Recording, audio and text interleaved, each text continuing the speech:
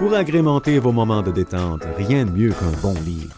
Voici la chronique littéraire du samedi avec Amélie Boivin-Hanfield. Cette semaine, je vous présente 3 ouvrages dans ma chronique littéraire et je vais commencer avec le livre que José a en main, Léo et la pieuvre. Tellement beau! De belles images, hein? Oh, magnifique, magnifique. Et mon commentaire de mère, c'est qu'il y a juste assez de texte. C'est parfait pour les parents. Vous allez avoir le temps de lire toute l'histoire, de divaguer un peu, de nager entre. Mais les enfants vont être satisfaits de se rendre jusqu'à la dernière page. Ben, l'histoire rapidement de Léo, c'est un petit garçon qui, à chaque fois, ramène des animaux dans la maison. Et là, une journée, il décide de ramener une pieuvre. Et là, sa grand-mère en a peur, sa mère en a peur. Son petit frère lui trouve ça super drôle. À un moment donné, sa mère se tanne et dit à Léo, là, faut se débarrasser de la pieuvre. Et c'est complètement rigolo, loufoque. Les enfants vont adorer, là. Et c'est visuellement hyper attrayant. Oui. Les couleurs sont magnifiques. Bon, c'est les éditions de La Bagnole qui font toujours des produits de qualité pour les tout-petits. Non, honnêtement, c'est vraiment très beau. Et avec l'arrivée de l'été, des grenouilles et des papillons, ben, des sangsues, des oui, lézards. C'est ça. On en voit toutes les couleurs quand on est parent. C'est génial. Moi, tu vois, ma grande fille vient tout juste d'avoir 4 ans.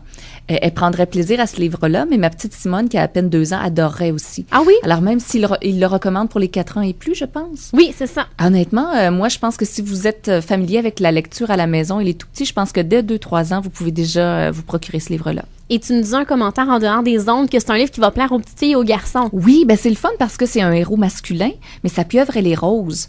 Alors moi, je suis sûre que même si c'est un petit gars, ma fille adorerait ça, que je lui lise ça parce qu'il y a une belle pieuvre rose à chaque page qu'on voit qui fait plein de choses désagréables pour la famille. Non, honnêtement, c'est rigolo. C'est superbe. Un très beau livre. C'est le genre de livre que moi, j'achète pour mes filles. Ah oui? Oui. Alors, je vais rappeler le titre, Léo et sa pieuvre. On va juste dire qui l'a écrit. C'est Laurent Tillet et l'illustration de Marion Arbona. Excusez-moi, j'ai déformé son nom. Très beau, dans la collection Klaxon des éditions La Bagnole. Oui. Mon deuxième ouvrage, c'est un chick lit, mais pour adolescentes. Et moi, quand je l'ai lu, je savais pas que ça s'adressait aux adolescentes parce que c'est quand même assez volumineux. Ben oui. Et c'est Le jour où j'ai largué mon ex.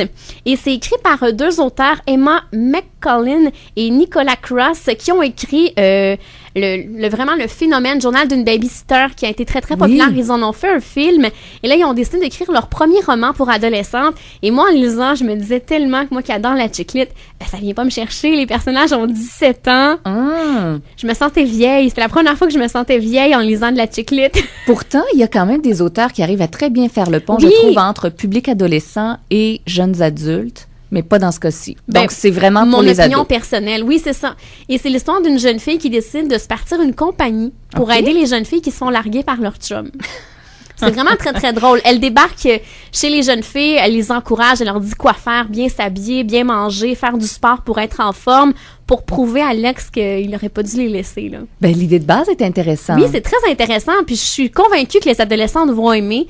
Mais moi, je me pas sens... les mamans ou Ben non, c'est ça. Et l'histoire de la jeune fille, c'est qu'elle, finalement, elle recroise son ex qui vient habiter tout près d'elle. Et là, elle a beaucoup de difficultés à mettre en place ce qu'elle dit de faire aux autres jeunes filles. Cordonnier mal chaussé. Exactement. Ah, c'est intéressant. Alors, je rappelle, le titre, c'est Le jour où j'ai largué mon ex. Et je termine, José, avec un livre que j'ai choisi parce que je savais que tu étais enceinte et j'avais envie d'en discuter avec toi. Ah, ça m'intéresse beaucoup. Je me voyais mal discuter de ça avec un papa ou quelqu'un qui a pas d'enfant. Alors, c'est un livre sur l'accouchement pour tout savoir avant. C'est qu'on retrouve plein de témoignages de parents comment ils ont vécu l'accouchement. Alors, plein de sortes d'accouchements. Est-ce qu'on accouche en hôpital? Est-ce qu'on accouche en salle de naissance?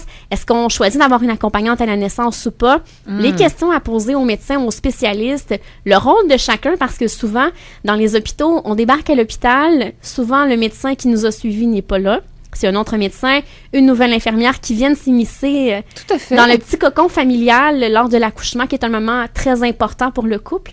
Ben, comme j'ai pas eu la chance de le lire, ma première question, ce serait vraiment, Amélie, est-ce qu'on dit à quel point on a beau se préparer, il y a de fortes chances que ce qu'on a mis en place, ça soit pas ça qui se réalise? Oui, c'est ce qui est vraiment très, très drôle. Et on a le temps qu'a duré à partir du moment que la femme a eu sa première contraction jusqu'à temps que l'enfant naisse, combien de temps ça l'a pris.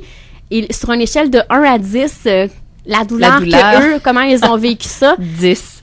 C'est vraiment très, très intéressant à lire. Josée, je le recommande fortement. Ma sœur est enceinte de son premier enfant et je lui ai dit que j'allais lui apporter en fin de semaine. Ben moi, j'avoue que je connais aucun livre qui se consacre uniquement à l'accouchement. Évidemment, il en est question dans tous les ouvrages traitant de maternité ou de grossesse, mais de manière aussi détaillée. C'est la première fois que je vois ça.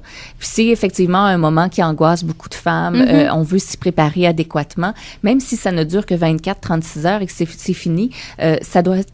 En tout cas, je pense que pour quelqu'un qui n'a jamais vécu la chose, ça peut être très rassurant d'avoir un livre comme celui-là entre les mains. Oui, vraiment. Puis ce qui est intéressant aussi, c'est quel rôle on veut donner à notre conjoint pendant qu'on va être en grosse douleur. Alors, très intéressant. Celui du punching bag. Comme par exemple, si j'ai à crier, ça fait mal, laisse-moi faire. Puis même si je te dis des gros mots, fais comme si de rien n'était. Oui, mais je pense que la plupart des conjoints s'y attendent. C'est ce qui est galvaudé largement dans la littérature et au cinéma. Mais souvent aussi, les hommes, ce qu'ils me donnent comme commentaire, souvent par rapport à ça, c'est qu'ils peuvent pas croire à quel point leur conjointe peut souffrir pendant cette dure étape-là. Oui, puis plusieurs se sentent très impuissants parce que justement, ils ont mal défini ce qu'ils pouvaient faire, ce qui était à leur portée pour aider, parce qu'il y a énormément de choses que le conjoint peut faire pour aider une femme en train d'accoucher. Ne sous-estimez pas votre rôle, messieurs. Alors, je rappelle le titre, L'accouchement pour tout savoir avant. C'est un livre de la Québécoise Karine Paquin. Et nous, on écoute Rose la liste et ça va être la fin dans les prochains instants de l'émission Samedi de lire.